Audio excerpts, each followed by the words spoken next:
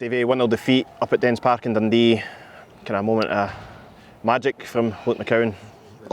Obviously, I don't like saying too much on Sky, BBC, you've got to be respectful, but I feel for the players today, honestly I do. I feel for the players. Even on Wednesday night, like we sat in with Camp Deep on Wednesday, I thought we were unlucky to lose that goal, but today I thought we were the better team overall. I thought, I hate talking about this because it's no me as a person, like possession, corners, I'm not really big in all this. Biggest stat that I focus on is the goals for column. But I feel for the players today. I thought they went out there, there was a real intensity to their play, real application. I thought they tried to build the game, we got ourselves in some good areas. In 3 or 4 occasions, look at the first half, I think Big Noobs is in there gutted. I think he's got to take it, he's got to take that chance, and that's the big moments at this level that change games. Now, I'm not saying he should score, albeit we want him to score. He's got to work the goal, he's got to hit target there. And then I think they had a chance with Lamy, but we've got the contact, so probably not a great chance with Lamy, to be fair. So it wasn't a lot in the first half, albeit I thought we were the better team. There was a couple of times we got a turnover in the middle of the park. I think we could have looked after the ball a wee bit better in terms of progressing into the final third, but kind of never quite had that. Second half, I thought, honestly, they had a couple of set plays where Shaughnessy's maybe got his head in the end of them, but it's no clean headers. I can't really remember them building play and ending up in our half. I thought the onus was on us. We were really positive, really aggressive in our play. Bit of a downside for me, a negative probably that I'm looking at, say we're putting too many balls in the opponent's box and we're not getting on the end of it. And it was probably a game for Curtis. But Miles hasn't played 90 minutes for a God knows how long. And I'm going back to last season as well. So I was conscious I had to get him off the park. And then Danny Lloyd got a yellow. Like Danny's not played 90 minutes, so I was conscious I had to get him off the park. And then that kind of cult of substitution, Stephen came off to sacrifice that for wee Brucey to get on. Notts gave us a wee bit more height in both boxes, but especially the opponent's box. Mo going on gave us real drive, I felt, for midfield areas, put a couple of good balls in. He was aggressive at set plays for. Or I would have tried to get Curtis on the park as well. But I feel for the players today. I think that was a sore one. To take. Certainly looked more aggressive from my perspective in terms of the press and try to get a bit higher and a bit closer up to Joe. Is that something you worked on the last? I think anything would have been a wee bit closer to that.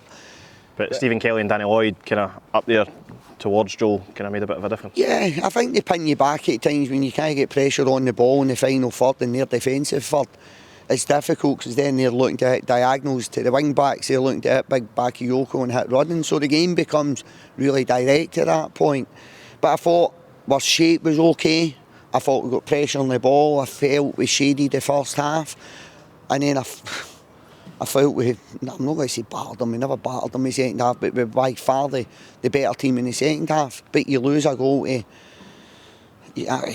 I'm not trying to say it's not my fault, I don't mean that, but you can't coach that, does that make sense? It's not something you can work on in the training ground really, is it? It is...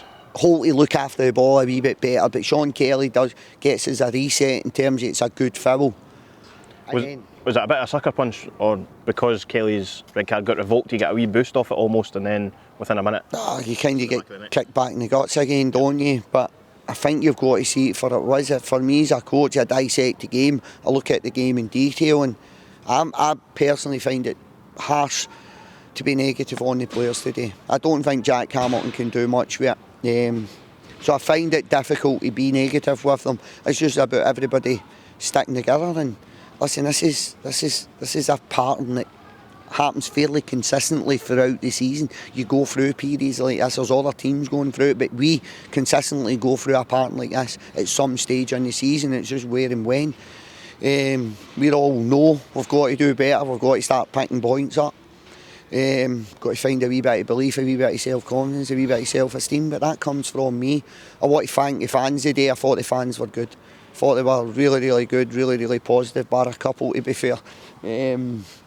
But I thought the fans knew, they felt how I felt within when the players were coming off the park. I think it's important that we all stick together and we all focus on the positives. There was a lot to be proud of today in terms of the performance of the players. I don't think you can fault their application and effort within the game. Created much more today than we have in the last kind of couple of weeks. Obviously, Newbley's chance in the first half. I think there was one. I think Carson made a good save, maybe 91st minute or something like that. From Noobs, was that a deflection? I think was it who got their head in it and it hit Noobs? Did one? Did Noobs no block one? Was it Big Knott's got his head in it? It hit Noobs. You think that's gone in? Wee Brucey's got in the end of one. It's to a deflection. Carson's going to his right and then flips himself to his left. So he's made a big save and kept him in the game, in my opinion. But that's no criticising Jack, because I don't think there's anything Jack could have done with that today. But we're always going to go, like, if you give yourself a foothold in the game, right, so it's the sacrificial part of it. We've lost in the there's an offset play, right, 6 goals, 7 take the Hearts game, right, but the Hearts game's for open play, right. The 2 at Kilmarnock, the 2 at Dundee, and then the 1 at Dundee here. So we've lost 5 goals for 7, 5 set plays for 7 goals. So by that element there's a problem there and you have to fix that. By fixing that it's probably detrimental at the top end of the park. So it's getting that balance right. I think once we get Big Io back, I think he'll pose a threat in both boxes. I think we started the season fairly well in terms of we were difficult to beat. We go down to Kilmarnock, we're too easy. Set plays, colours, too easy. So the game becomes difficult at that point. So creating chances gets harder. You think even at 1-0 they get the goal. I thought it was harder to play through them. The game then becomes a wee bit more condensed, it becomes a wee bit more compact, and they're defending their final third. But goals change games, and it's just about us trying to work and get that goal, get that all important first goal. Touched on Io there, he's obviously missed the last kind of couple. Is he far away? Is he any contention for next week? He's probably in contention for the St Mirren game, in all honesty. But I think start of the season we had a right good structure.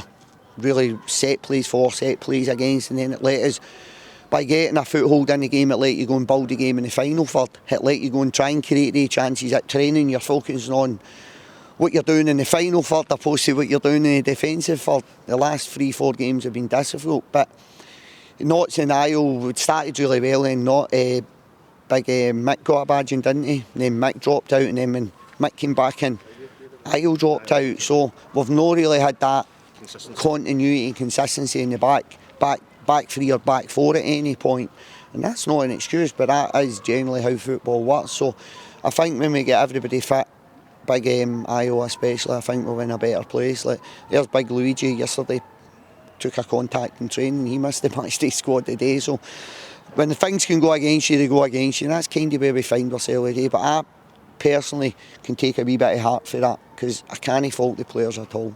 Is that what you told the players after the game? That yeah, it's hard to go in there and be negative with them, let's be honest. Like, I don't think they deserve that. I think I'm fairly honest whenever I'm doing my interviews. I like to think I'm coming across and I'm being authentic.